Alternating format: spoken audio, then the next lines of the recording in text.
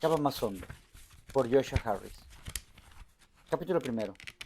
Mi Rumspringa. Todos somos teólogos. La cuestión está en si aquello que sabemos de Dios es cierto. Es algo extraño ver a una jovencita Amish ebria. La combinación de uno de sus gorros típicos y una lata de cerveza es poco elegante. Si anduviera dando traspiés con una jarra de whisky casero, al menos la jarra haría juego con su largo y simple vestido. Pero en estos momentos, ella no se puede preocupar de eso. Está ebria por completo. Bienvenido al Rumspringa. Los Amish, personas que pertenecen a un grupo religioso cristiano con raíces en Europa, practican una forma radical de separación del mundo moderno. Viven y se visten con sencillez. Las Amish usan una especie de gorros y unos vestidos largos y anticuados y nunca tocan un cosmético. Los hombres llevan sombrero de paja de ala ancha, un corte de cabello que parece hecho con un tazón y se dejan crecer una especie de cortinas de barbilla, una barba completa con el bigote rasurado. Mi esposa, Shannon, dice a veces que quisiera ser Amish, pero sé que no es cierto. Se entretiene con sus fantasías Amish cuando la vida se le vuelve demasiado complicada o cuando está cansada de lavar ropa. Entonces piensa que la vida sería más fácil si solo tuviera dos vestidos para escoger y los dos fueran iguales. Le digo que si tratara de ser Amish, a los 10 minutos se compraría un par de pantalones vaqueros y desaparecería el gorro. Además, nunca me permitiría que me dejara crecer una barba como la de ellos. Una vez Shannon viajó en auto con su amiga Shelley hasta Lancaster, Pensilvania, para pasarse el fin de semana comprando muebles y edredones en territorio Amish. Pasaron en un hostal junto a una granja Amish. Una mañana, Shannon mantuvo una conversación con el dueño del hostal, quien había vivido entre los Amish toda su vida. Ella le hacía preguntas con la esperanza de descubrir detalles románticos acerca de su sencilla vida movida por calezas. Pero más bien se le quejó de tener que estar recogiendo latas de cerveza todos los fines de semana. ¿Latas de cerveza? Sí, le dijo. Los chicos de los Amish las dejan por todas partes. Y le habló del Rumspringa. Los Amish creen que antes que una persona joven decida comprometerse como adulta con la iglesia Amish, debe haber tenido la oportunidad de explorar los deleites prohibidos del mundo exterior. Así que a los 16 años de edad, todo cambia para los adolescentes Amish. Pasan de ordeñar vacas y cantar himnos a vivir como libertinas estrellas del rock. En el alemán de Pensilvania, Rumspringa quiere decir corretear. Es una temporada en la que pueden hacer cuanto se les antoje. Durante este tiempo, que puede durar desde unos meses hasta varios años, se les levantan todas las restricciones de la iglesia Amish. Los adolescentes pueden comprar en los centros comerciales, tener relaciones sexuales, usar cosméticos, emplear juegos de video, drogarse, usar teléfonos celulares, vestirse como les parezca y hasta comprar y conducir autos. Pero lo que más parecen disfrutar durante el Rumspringa es reunirse en un granero, tocar música a todo volumen y tomar bebidas alcohólicas hasta caer al suelo. Todos los fines de semana, le dijo aquel hombre a Shannon, tenía que recoger las latas de cerveza que quedaban por toda su propiedad, después de la fiesta Amish que había durado la noche entera.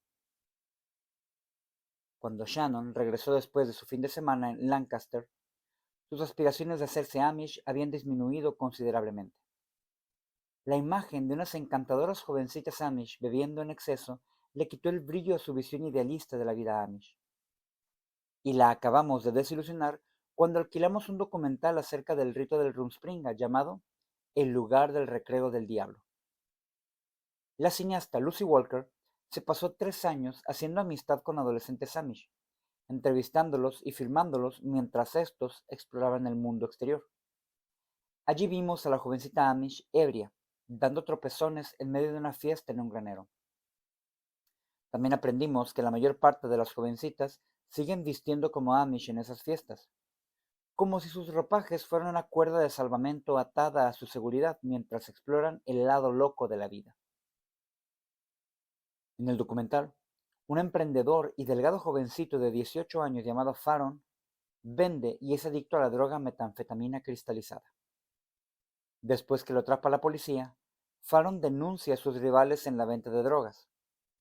Cuando se ve amenazado de muerte, regresa al hogar de sus padres y trata de comenzar de nuevo.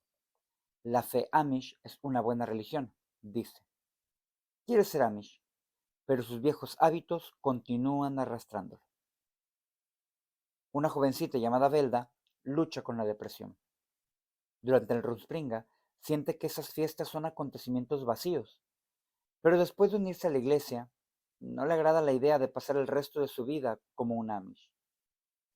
Dios me habla por un oído y Satanás por el otro, dice Velda. Una parte de mí quiere ser como mis padres, pero la otra quiere los pantalones de mezclilla, el corte de cabello y hacer todo lo que quiera hacer.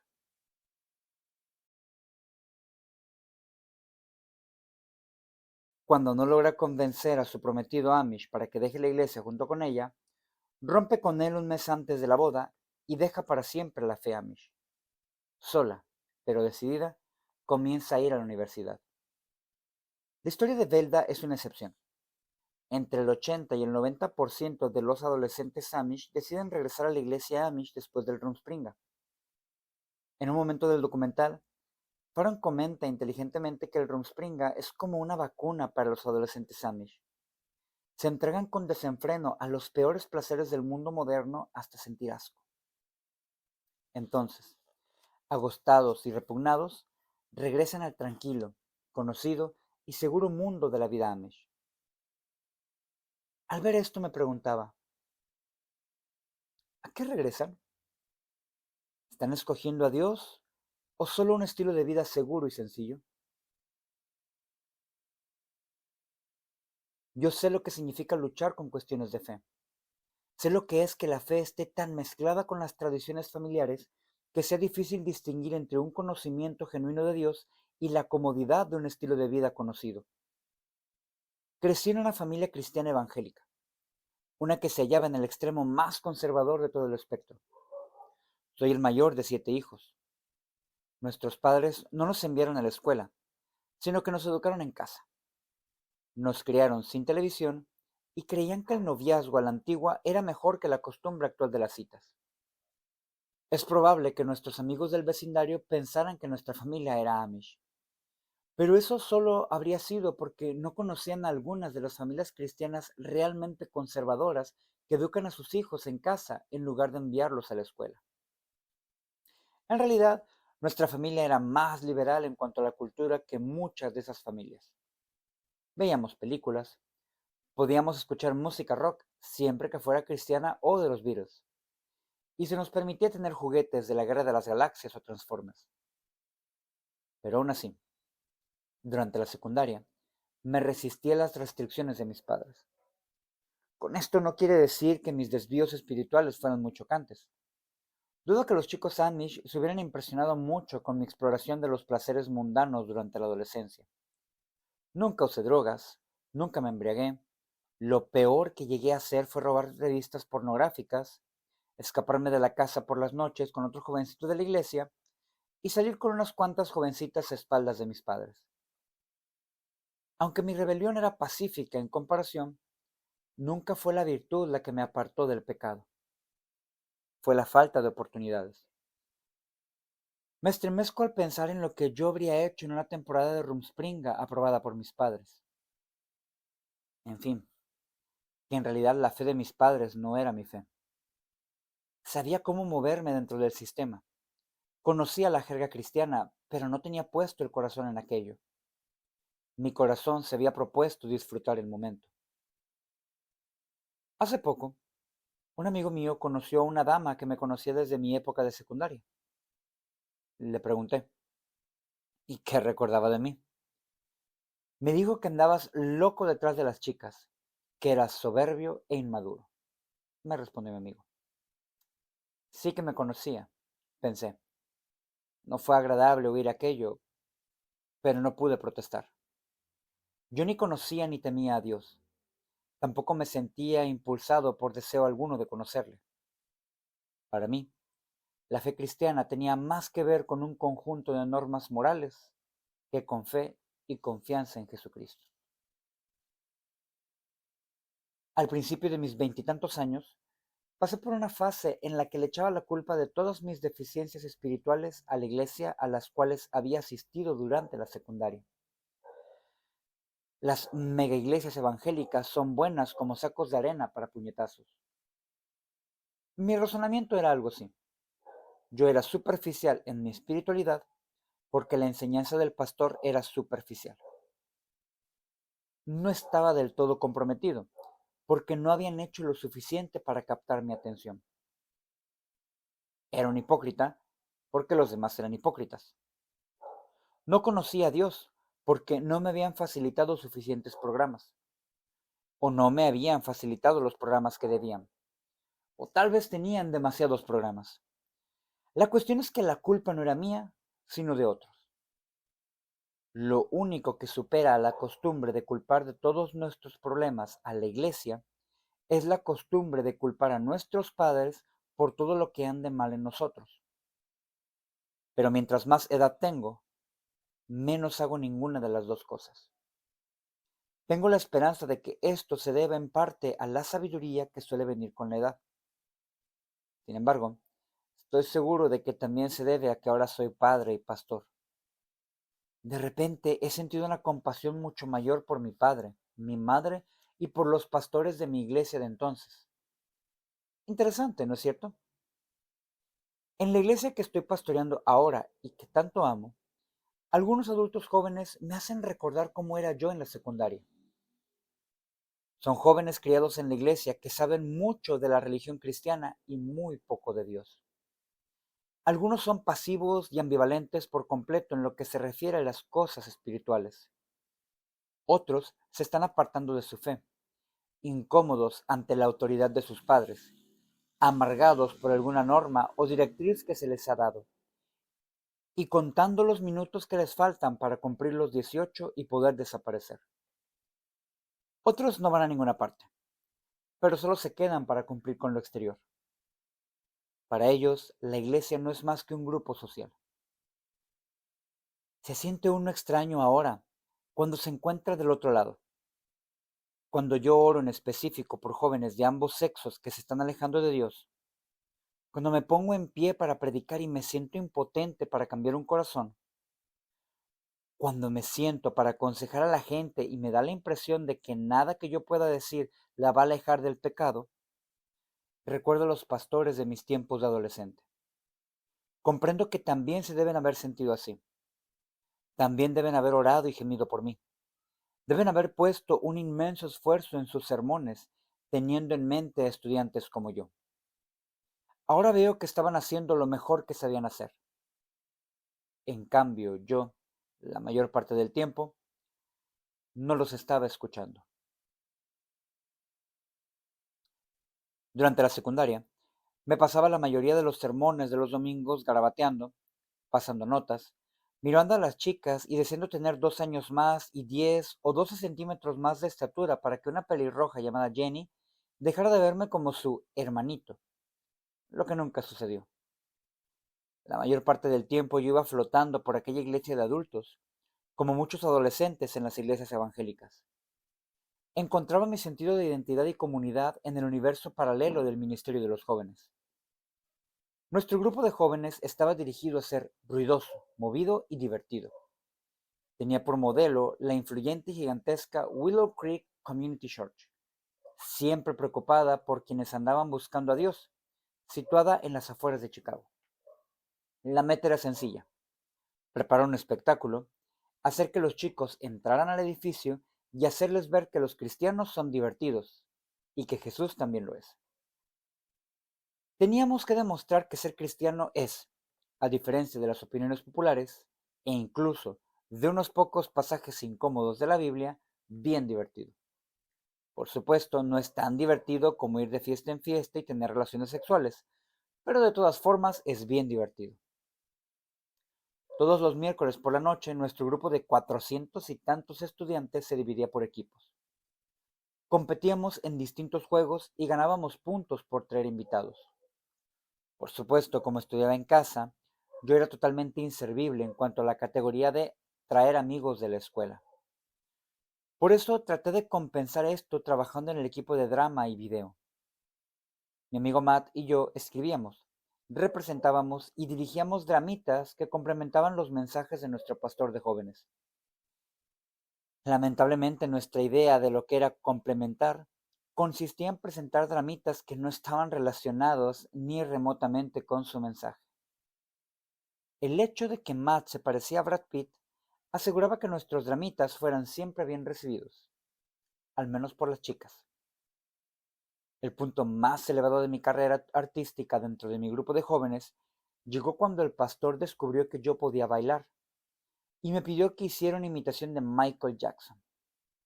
El álbum Bad acababa de salir al mercado. Lo compré. Me aprendí todos los pasos y después, cuando hice mi presentación, ¿cómo puedo decir esto con humildad?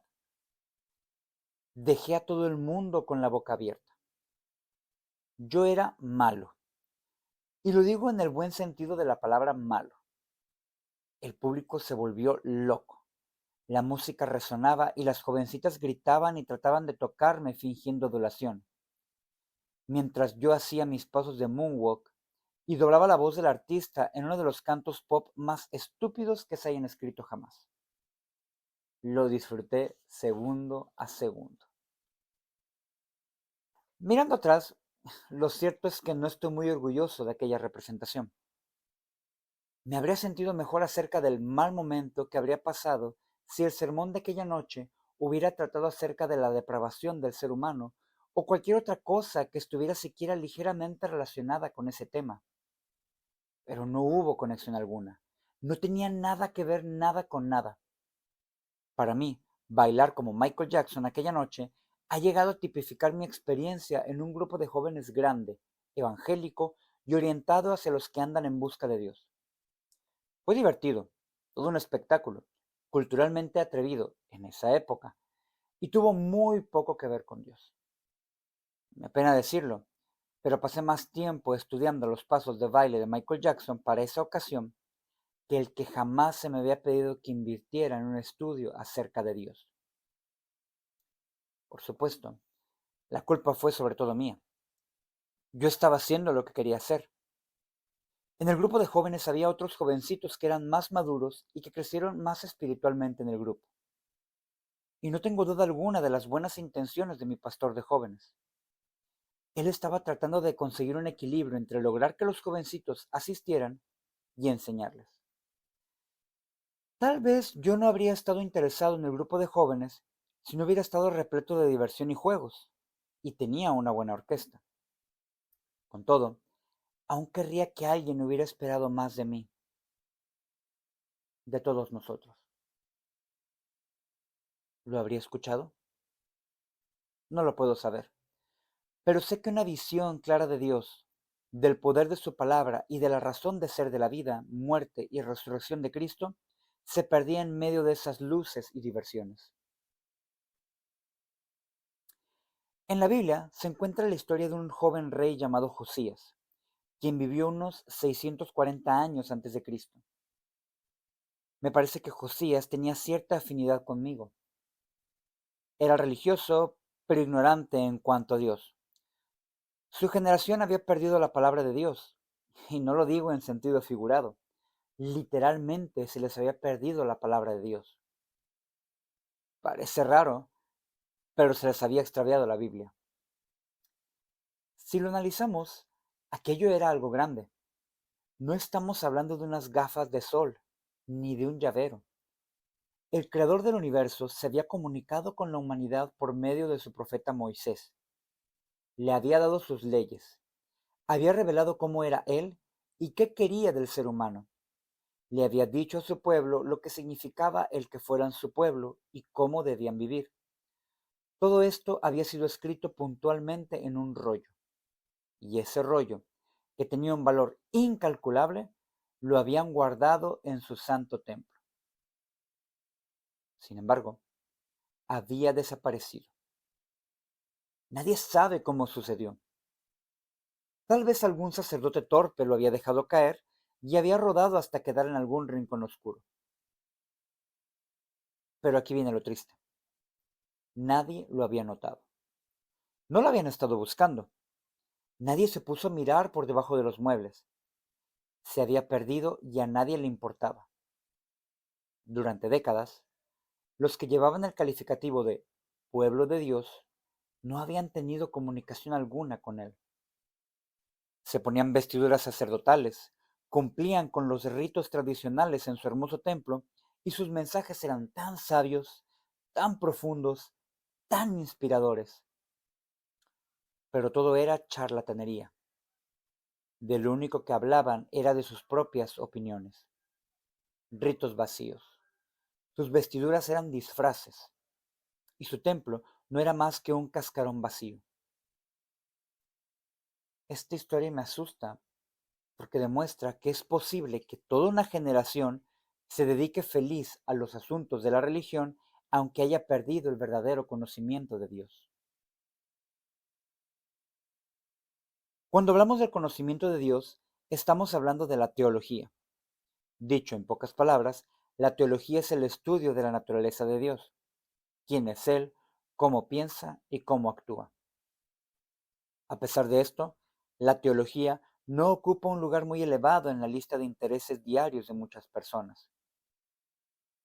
Migo Curtis dice que hoy en día la mayoría de la gente solo piensa en sí misma. Lo llama egología. Me parece que tiene razón. Sé que así sucedió conmigo y que me puede volver a suceder. Me es mucho más fácil ser experto en lo que yo pienso, siento y quiero que dedicarme a conocer a un Dios invisible, creador de todo el universo. Otros consideran que la teología es solo para los eruditos o los pastores. Yo solía pensar así. Veía la teología como una excusa para que todos los intelectuales del mundo le añadieran tareas al cristianismo. Sin embargo, he aprendido que no es así. La teología no es para un grupo determinado de personas. A nadie le es posible escapar de ella. Está en todas partes. Todos estamos haciendo teología continuamente. En otras palabras, todos tenemos alguna idea u opinión acerca de cómo es Dios. Oprah hace teología. La persona que dice no puedo creer en un Dios que manda gente al infierno está haciendo teología. Todos tenemos cierto nivel de conocimiento. Este conocimiento podrá ser mucho o poco, ilustrado o no, verdadero o falso, pero todos tenemos algún concepto acerca de Dios, aunque sea creer que no existe. Y todos basamos nuestra vida en lo que pensamos que Dios es. Así que cuando yo giraba al estilo de Michael Jackson en un grupo de jóvenes, era un teólogo, aunque no estaba prestando atención alguna en la iglesia, aunque no estaba demasiado interesado en Jesús ni en agradarle, aunque estaba más interesado en mi novia y en llegar a ser popular. Por supuesto, era un teólogo malo, y mis conceptos de Dios eran confusos y a veces ignorantes, pero tenía un concepto de Dios que dirigía mi manera de vivir. He aprendido que la teología es importante, e importa no porque queramos sacar buenas notas en un examen, sino porque lo que sabemos de Dios le da forma a nuestra forma de pensar y vivir. Lo que pienses acerca de la naturaleza de Dios, cómo es Él, qué quiere de ti, y si vas a responderle o no, afecta a todas las facetas de tu vida. La teología importa, porque si está equivocada, toda nuestra vida va a estarlo. Yo sé que la idea de estudiar a Dios incomoda con frecuencia a la gente. Suena como algo frío y teórico, como si Dios fuera una rana muerta para hacerle la disección en un laboratorio, o un conjunto de ideas que aprendemos de memoria, como en los exámenes de matemáticas. Sin embargo, estudiar a Dios no tiene por qué ser así. Se le puede estudiar de la misma forma que se queda uno sin habla cuando estudia un atardecer. Se le puede estudiar de la misma forma que un hombre estudia a la esposa que ama con pasión. ¿Le critica a alguien que observe lo que a ella le gusta o le desagrada? ¿Suena clínico el anhelo de conocer los pensamientos y las añoranzas de su corazón o querer escucharlo cuando habla? El conocimiento no tiene por qué ser seco y sin vida. Y cuando pensamos en él, ¿qué alternativa nos queda? ¿Ignorancia? ¿Falsedad? ¿Estamos edificando nuestra vida en la realidad de cómo es Dios y qué se propone? ¿O lo estamos basando en nuestra imaginación y en nuestros conceptos erróneos? Todos somos teólogos. La cuestión es si lo que sabemos acerca de Dios es cierto. En los días del rey Josías, la teología era un verdadero desastre. No es extraño. La gente había perdido la palabra de Dios y había olvidado con rapidez cómo era el Dios verdadero. El rey Josías era contemporáneo del profeta Jeremías. La gente le da a Jeremías el apodo del profeta llorón, y en aquellos tiempos había mucho sobre lo cual llorar. Cosa espantosa y fea es hecha en la tierra, dice Jeremías. Los profetas profetizaron mentira, y los sacerdotes dirigían por mano de ellos, y mi pueblo así lo quiso.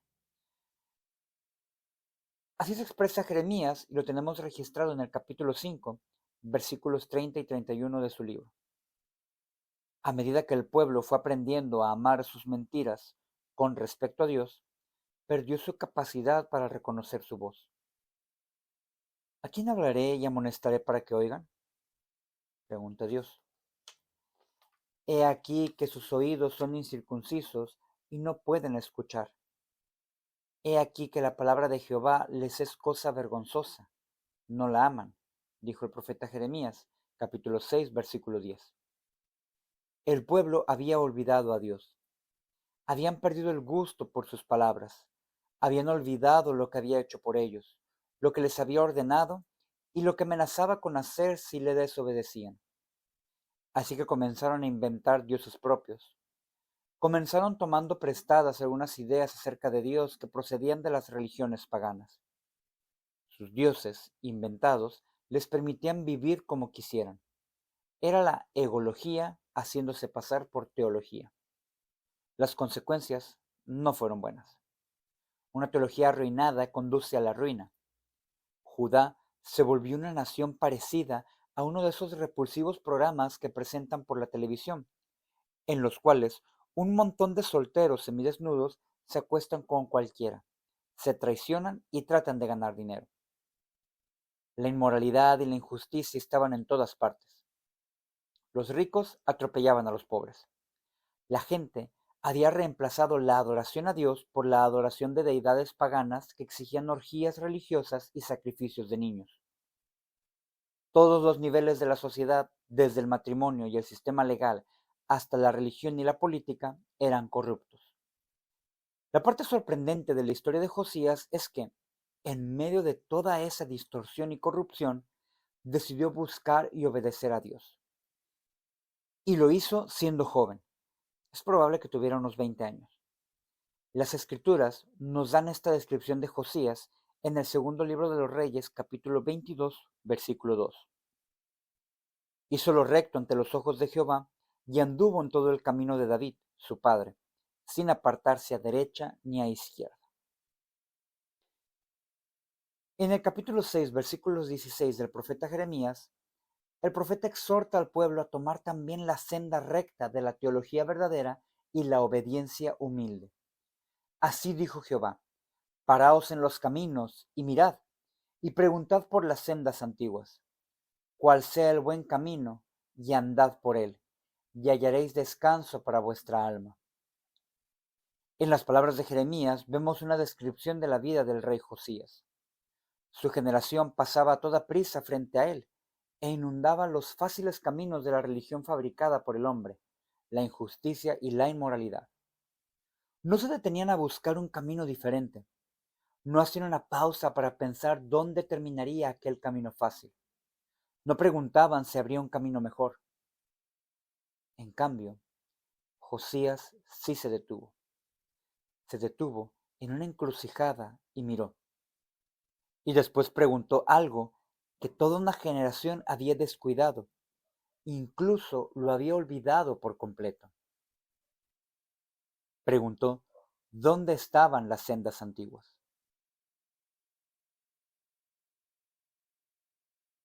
¿Qué son esas sendas antiguas? Cuando el profeta Jeremías usó esta frase en el Antiguo Testamento, estaba describiendo la obediencia a la ley de Moisés. Pero hoy, las sendas antiguas han quedado transformadas por la venida de Jesucristo. Ahora vemos que aquellas sendas antiguas en definitiva llevan a Jesús. No solo tenemos una verdad que obedecer, sino también una persona en quien confiar. Una persona que obedeció de manera perfecta la ley y que murió en nuestro lugar en una cruz. Al igual que en los tiempos de Jeremías, las sendas antiguas representan una vida basada en un conocimiento verdadero de Dios. Un Dios que es santo, un Dios que es justo, un Dios lleno de misericordia hacia los pecadores. Caminar por las sendas antiguas todavía significa relacionarse con Dios y seguir sus condiciones. Todavía significa recibir y obedecer con humildad y veneración la revelación que hace de sí mismo. Tal como hizo con Josías, Jeremías y las generaciones siguientes, Dios nos llama a esas sendas antiguas.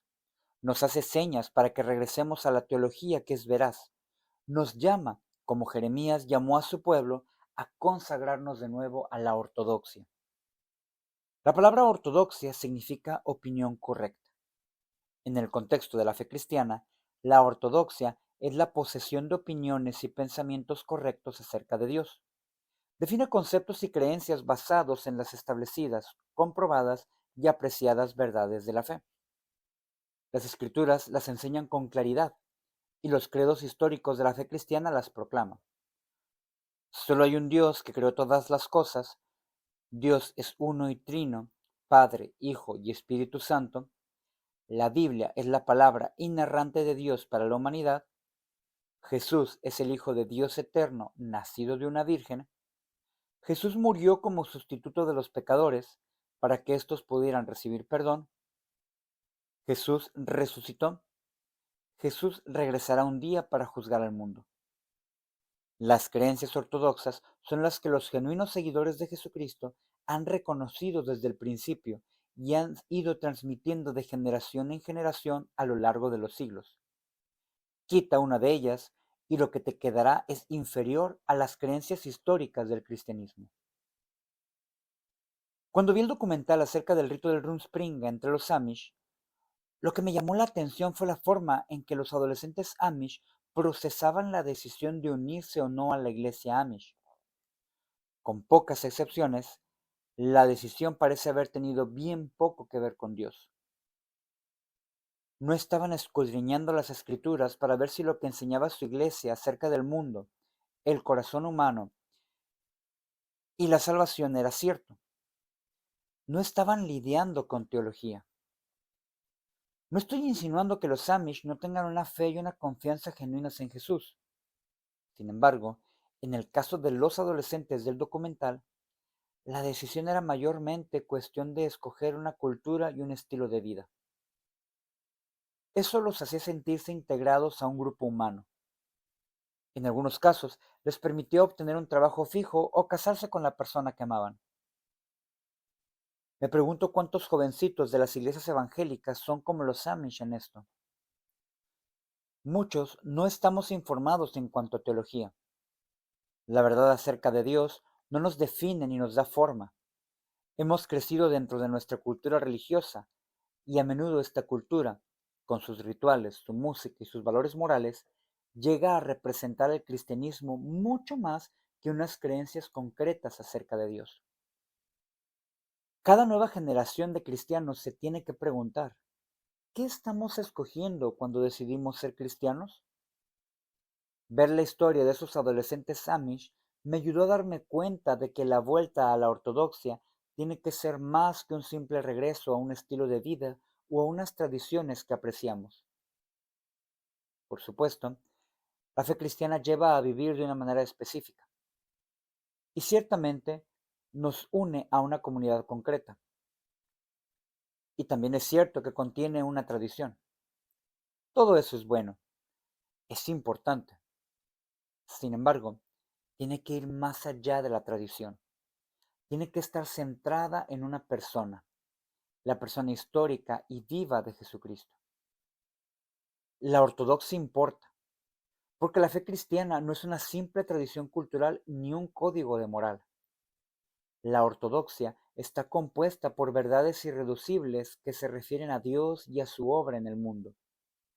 Nuestra fe no es un simple estado mental, una experiencia mística o un conjunto de conceptos impresos en una página. La teología, la doctrina y la ortodoxia son importantes porque Dios es real y ha actuado en nuestro mundo, y sus acciones tienen un significado hoy y por toda la eternidad. Para muchas personas, las palabras como teología, doctrina y ortodoxia carecen casi por completo de sentido. Tal vez no les parezcan atractivas o incluso les parezcan repulsivas. La teología parece aburrida. La doctrina es algo duro sobre lo cual pelea la gente. ¿Y la ortodoxia? A muchos cristianos les costaría decir lo que es. Lo único que saben es que les trae a la mente la imagen de iglesias con olor a humedad, custodiadas por unos señores de edad con el pelo arreglado para que no se les note la calva, y dedicados a callar y regañar a la gente. Me puedo identificar con esta perspectiva. La he vivido. Pero también he descubierto que mis prejuicios, provocados por mi alergia a la teología, eran infundados. Este libro es un relato de la forma en que capté por vez primera la belleza de la teología cristiana. En estas páginas se encuentran las anotaciones del diario de mi peregrinaje espiritual, peregrinaje que me llevó a comprender que la doctrina sólida se halla en el centro de todo lo que es amar a Jesús con pasión y autenticidad. Quiero relatarte cómo aprendí que la ortodoxia no es solo para ancianos, sino que es para todo el que anhele contemplar a un Dios que es más grande, más real y más glorioso que todo cuanto la mente humana es capaz de imaginar. Lo irónico de mi historia, y me imagino que muchas veces es así, es que lo que yo necesitaba e incluso añoraba en mi relación con Dios venían envueltas en cosas que yo pensaba que no me podían hacer bien alguno. No comprendía cómo unas palabras tan gastadas como teología, doctrina y ortodoxia podían ser la senda hacia la misteriosa experiencia llena de temor reverencial que es el conocimiento genuino del Jesucristo vivo. Ellas relataban la historia de la persona que yo anhelaba conocer.